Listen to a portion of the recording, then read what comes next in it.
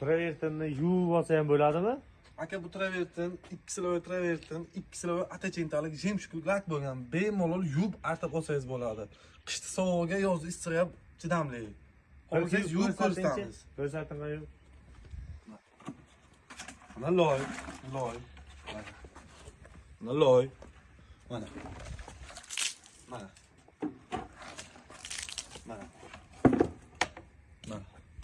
Ko'plar aytadi, orasiga kirib qoladi, ketmaydi deydi. Mana tiyagaga ham surtdik, devorga ham surtdik loyni.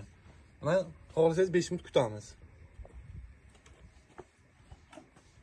Mana endi yuvib ko'rsatamiz mana. Yuvish jarayoni. Bizga karcherimiz yo'q uchun satil bilan yuvib ko'rsatyapmiz mana. Mana.